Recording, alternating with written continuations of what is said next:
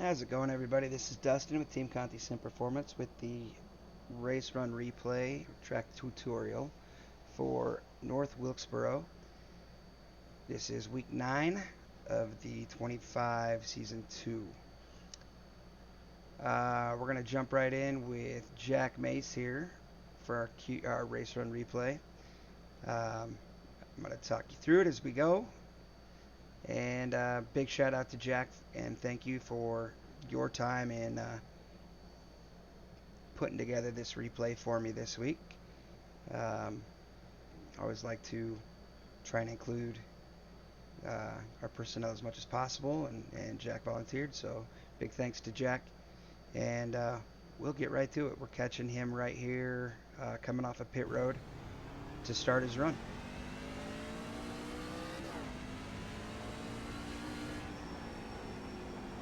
This time around we are using a third gear setup. You do have options. This gear ratio, the setup is shared with the 400 gear ratio, rear end ratio is what we've got for the third gear setup. If you want to run a fourth gear setup, that is a 529 ratio. The 529 for the fourth gear setup will chip or hit the rev limiter at 123 miles an hour. The third gear or the 400 rear end ratio will chip out at 122. So keep that in mind.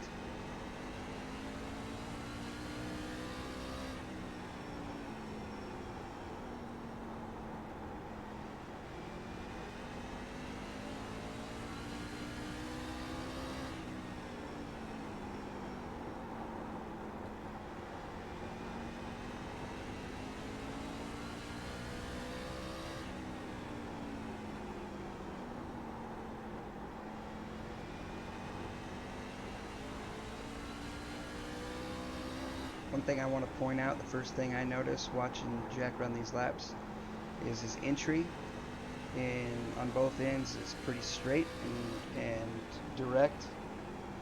Into one there at the bottom of the rubber with the late apex down to the grass. Into 3, gets it pointed straight before he goes to max brake pressure, straight at that curb. That's very important. If you try to brake with a bunch of wheel in it trying to get to the bottom, or you turned off the wall too late and you're trying to make up for it, get to the bottom under braking, it'll get real light on the rear end and spin out. Next thing I'm noticing, we're going to take a look here out of turn 2. There's a bump or kind of a little swale out of turn 2 that will really upset the truck if you have too much throttle. So pay attention to his throttle input here.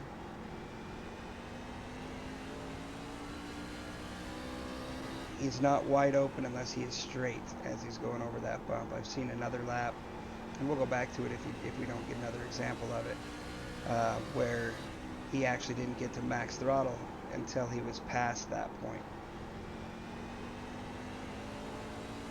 Right there, again, he didn't get to max pressure, or 100% throttle until the wheel was straight enough to go over that little swale without any wheel angle in it. That'll help it keep from snapping loose on exit.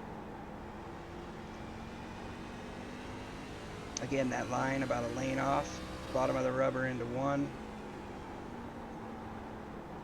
Getting it slowed down and letting it roll. As soon as it starts turning back down to the grass, he gets back into the throttle, but not max until he's clear of that bump or straight enough to. There was a good example of it. He was not max throttle at all until he was clear of that little swale. And you'll feel it. It'll show you exactly where it is as you practice and run some laps.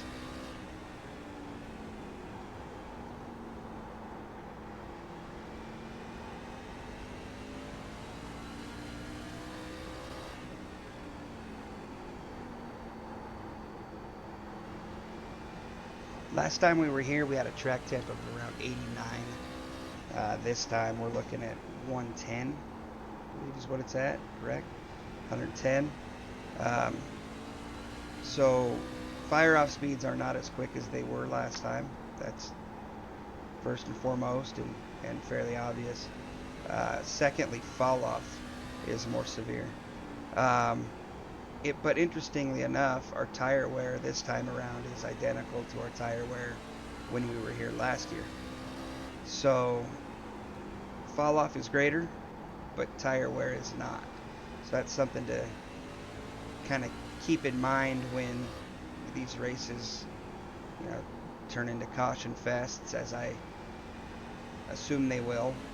Um, Let that really kind of influence when you decide to pit. Yes, you want to maintain track position, but when we're talking a second of fall off in 30 laps, um, those fresh tires are going to make a difference. So maybe a situation of maintaining track position by staying out as long as you can through as many cautions as you can, so that you can have the freshest tires at the end with more cars having wiped themselves out, so you don't have as many to come back through. If you pit early, yeah, you'll have the tires, but you may be back behind, 15 cars that are still on the lead lap. But if you wait until later on, the herd might have been thinned by then to the point where, yeah, you can pit and take tires and only be behind, 7 or 8 people who stayed out with the fresher tires. So use that thought process as you decide when to pit during these races. I think we're going to see a lot of self-spinning out of 2, 4 as well, but mostly out of turn 2. So keep that in mind as well. When you're behind somebody, be ready to check up at a moment's notice if you see a situation in which they may be a little heavy on throttle on exit 2.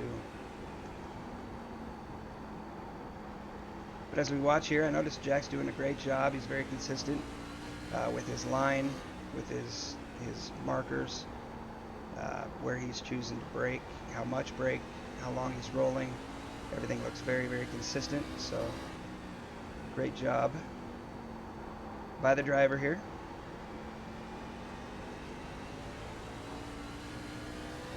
Completing lap 20 there, 49 on the watch. That's about 0.6 slower than what he fired off at.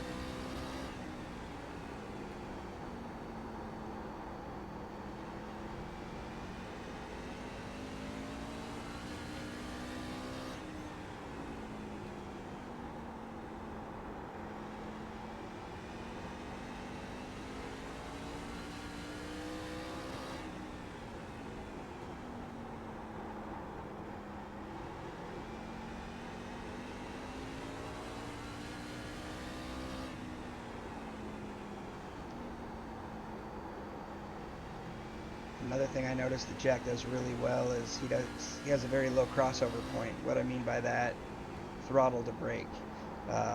What I mean by that is you'll notice that he comes completely out of the throttle before he applies brake, where that crossover point is very, very low when it does cross over. That's a great way to ease the weight of the truck from the rear, because under throttle it's sitting on the rear. It's slowly transitioning down the straightaway to the front, but when you lift, that's one point where that really does, that weight transfer is accelerated, and then as he applies brake, it's accelerated again.